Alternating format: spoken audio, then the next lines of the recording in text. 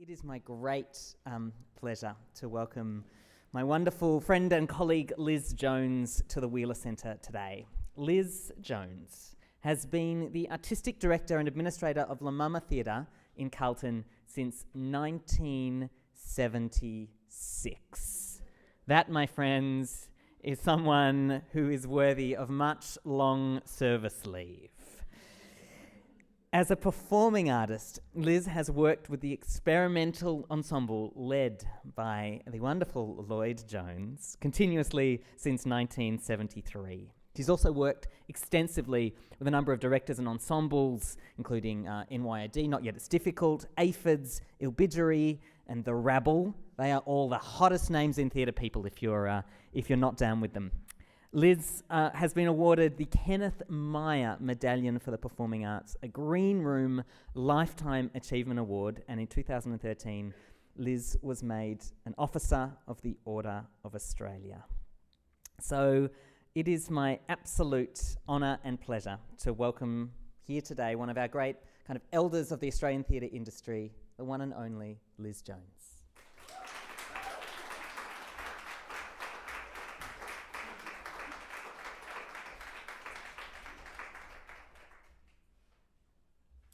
Good afternoon, and thank you very much for coming.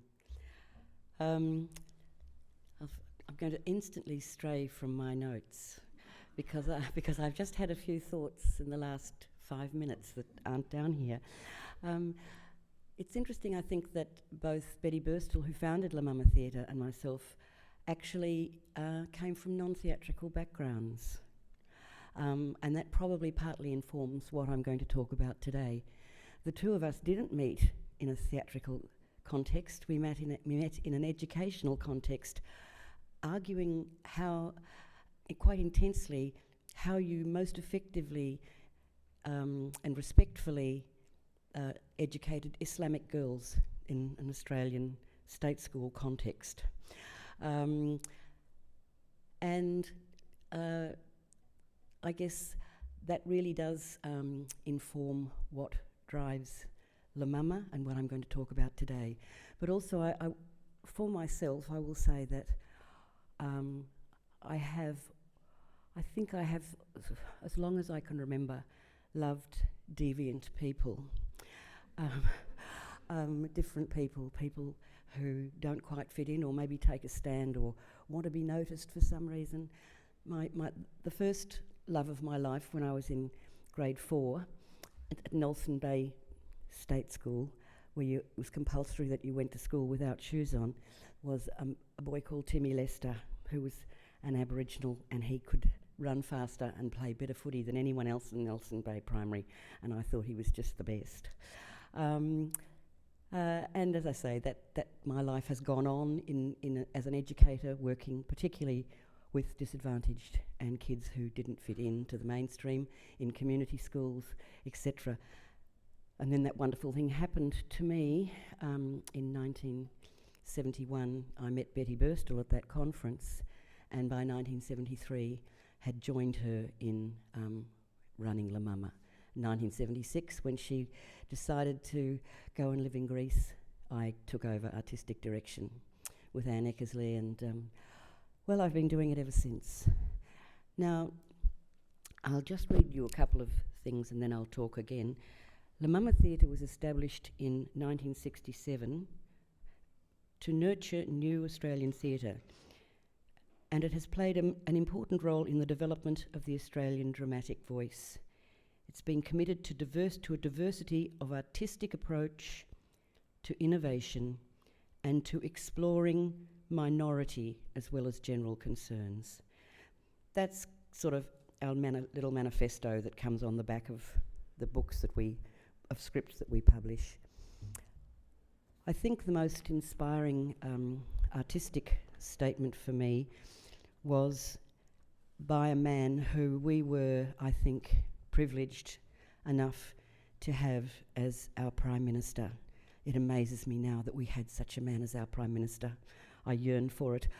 He said in 1973, "A healthy artistic climate does not depend solely on the work of a handful of supremely gifted individuals.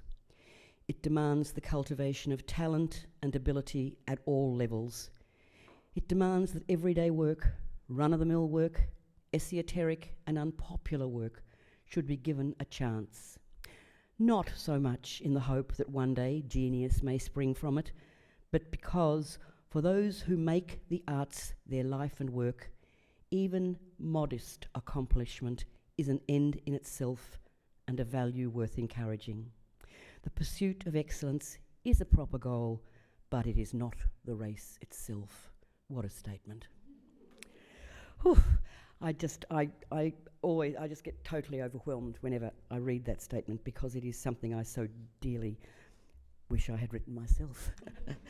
So in the pursuit of excellence is a sort of a bit of which is the title of my talk, is a little bit of a misnomer, because essentially what I'm on about, and I believe we at La Mama are all on about, is the belief that everyone has an artist lurking somewhere within them, that everyone has creative potential, and that the more this is nurtured and given space, the healthier the society, the healthier the society we will grow.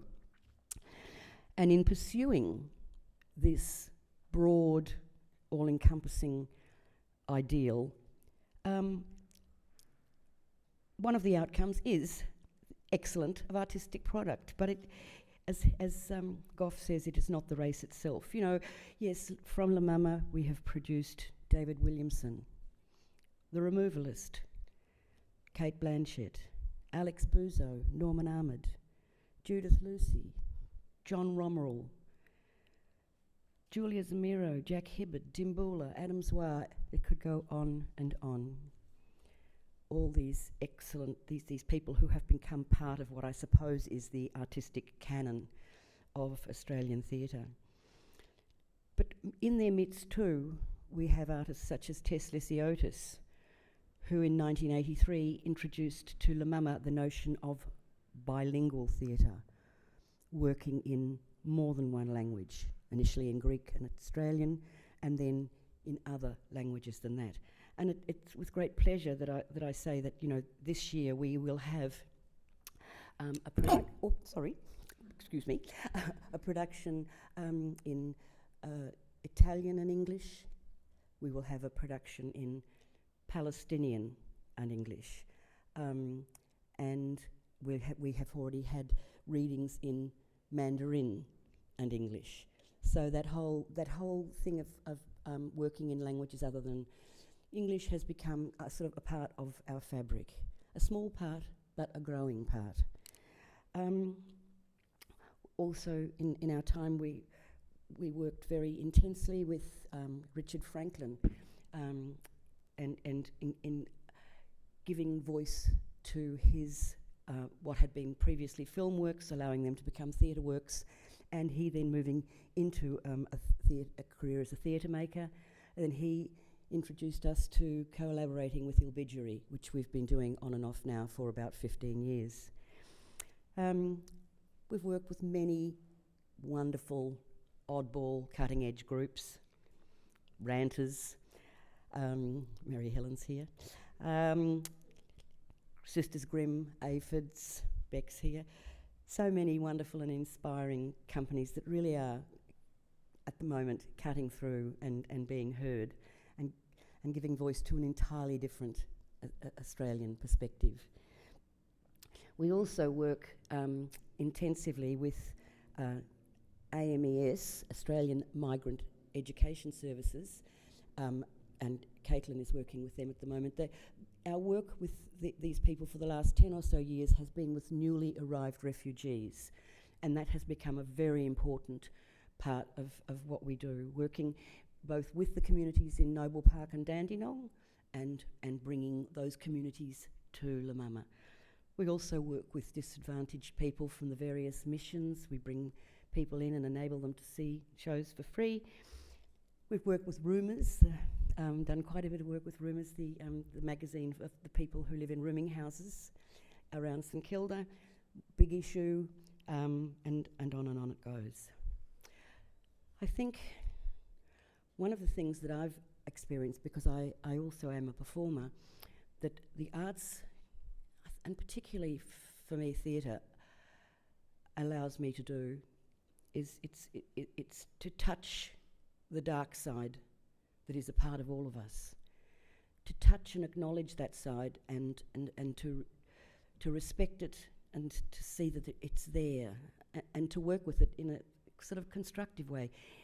It's an enigma to me, but I can talk of two experiences I've had. One where I worked in Ariette Taylor's farmyard, in a production where one of the things that I did was so shocking, and yet I absolutely understood myself doing it, which was I performed an abortion. It didn't work, but I performed an abortion on my daughter. And I also worked with Lindy Davies on Medea, where I killed my two sons to avenge many things, but particularly the oppression of women.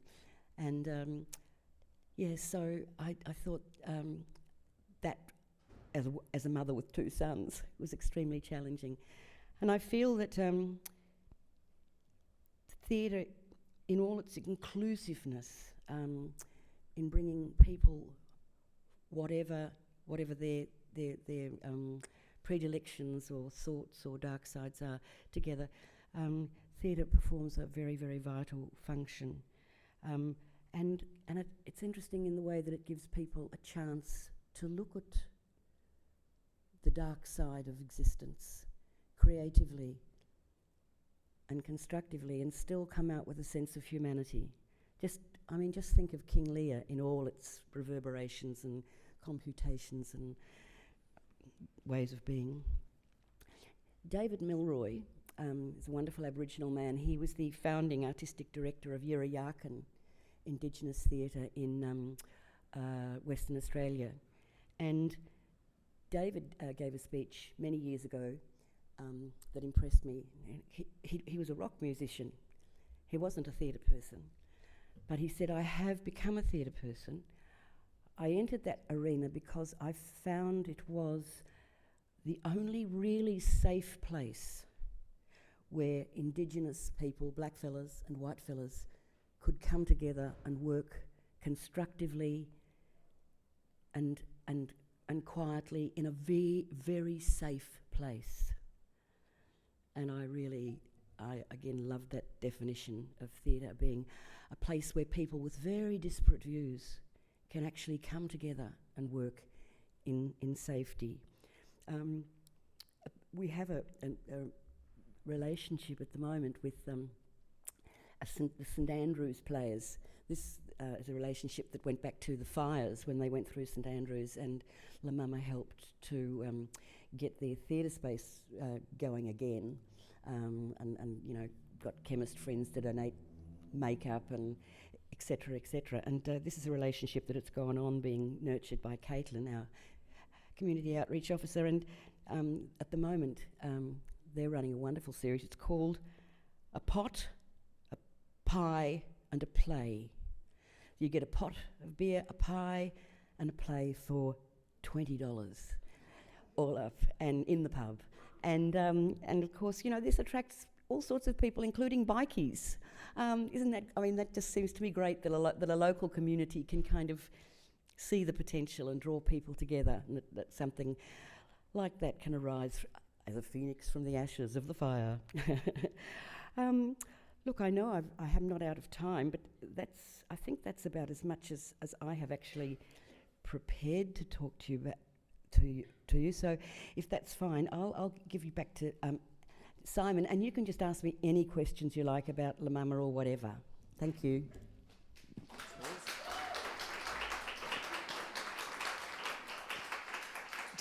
We do have a bit of time. Do we have some questions from the audience for Liz? We've got them in a place where you've stunned them into silence. Liz, I've got lots of questions. Obviously you've got most extraordinary, 40 years of knowledge and history of our industry.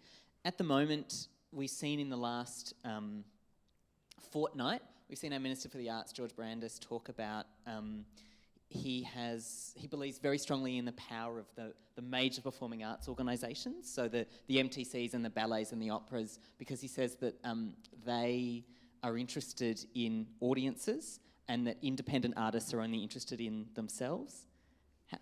How do you respond to Mr. Brandis? I wonder if this fight will ever be won, really, to recognise the importance and vitality of grassroots creativity in our society. It really is very hard, and it's a fight that you end up. There have been other ministers for the arts from other parties who have had similar elitist perspectives. They just don't get how vital theatre is to our whole community, and their attitudes have such they're so resounding, because they echo not just through the arts, not just through our area, but they echo through schools and tertiary institutions. They just devalue what it is we do and the opportunities we give people. And an example of this is how much it's 84 million, is it, that's been pulled out of the Australia Council? It's something like 84 or 94 million. Caitlin, 84? Now, what's going to happen with that 84 million? The Australia Council funds the major organisations, and then the medium to smalls, that's us, and individual artists and individual projects. Well, you just simply know that the major organisations won't be touched, I believe. They say the small to medium won't be touched, but we'll find out about that in a year's time. And I guess we don't believe that we won't be touched. But those that we know will be touched are the individual artists and the individual projects and the new and emerging companies. And that's the tragedy. And that comes from Mr. Brandis's notion of what the arts are. If that went on forever and we were completely driven out by a war of attrition, because you just can't make theatre in a tiny little room at the top of a house. You actually do need a space to bring people together, and that does require money. That kind of attitude would just result in a barren, elitist, classist, divided society. And what do we do about that? I mean, for those of us who don't want that as an outcome, who are going to, we can't sit here and wait. They're voted in, they're our government, they're here, our democracy has spoken. What action do we take? What do we do? I don't know. I'm feeling so overwhelmed. I'm about to go off and work with a wonderful artist from Sydney called Alicia Talbot, who used to run urban theatre projects, and she said to me yesterday on the phone, she said, it's a really sorry state of affairs, isn't it, when the patron saint of political goodness in Australia is Clive Palmer. He's the one that is making a difference. It's a terrible shock. We all feel so impotent. And I love the fact that people are still marching against the budget. I love the fact that people are still calling for justice for and humane treatment for refugees and for refugees' little children and all those things. I just think we've all got to do that as loud as we can, but fortunately I'm not a politician, but unfortunately I'm not a political strategist, I don't know. But we've just got to hold fast. So maybe your job as theatre maker is just to make really great theatre. It's to make great theatre, and it's certainly to make sure that theatrical voices of minorities and the oppressed are continually heard, that newly arrived refugees are nurtured, that the voices of the oppressed are continually brought up, and that at no point do we toe the line of our political leaders, whatever persuasion. Hear, hear.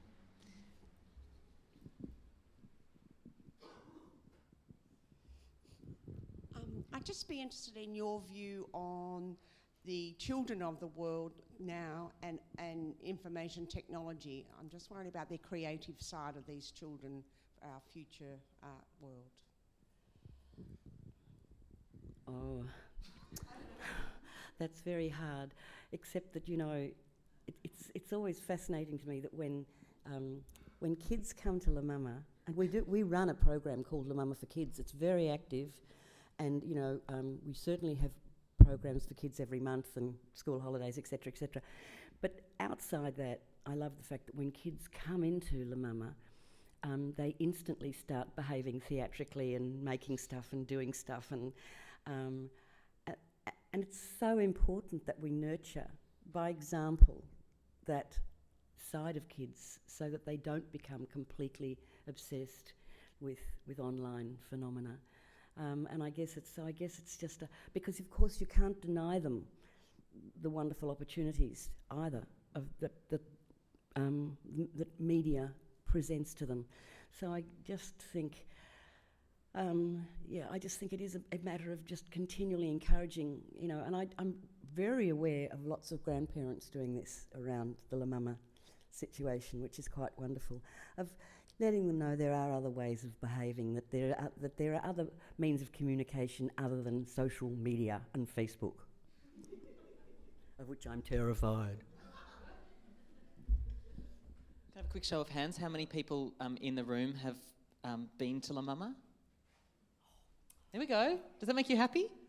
No, I don't know who was asking a question. Keep your hand up if you were the person asking a question. Thanks for the inspiring talk.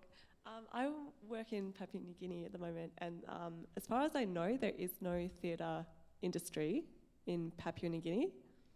But there's a lot of potential. People love to voice themselves whenever they can, and people are very funny, and people can be quite theatrical. How is an industry sort of born from nothing?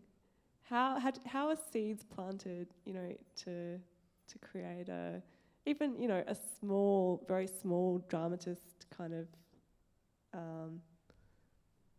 like what do you need to nurture? I really don't know how you start the conversation. It's been very interesting to see the emergence of Indigenous theatre companies in this country, very strongly in Western Australia, much more of a struggle in Queensland. I guess ballet, particularly dance, has particularly flourished in New South Wales, and it's been wonderful to see Ilbidgery become one of the leading theatre companies in this state. It's struggled for so long, and just in the last funding round was given one of the unfunded excellence grants from the Australia Council, as was La Mama. But it is a matter of having a conversation and there being people at all levels dedicated to it, looking for the little breakthrough points, looking at the way of including local culture into a more political, theatrical culture. But I think, you'd do quite well if you could to go and talk to Rachel Mazza about Ilbidgery and the journey that's been on, or to talk to someone like Uncle Jack about about his development in theatre over the last 50 years, Jack Charles. I don't know, there are probably other people who could answer that question better than me.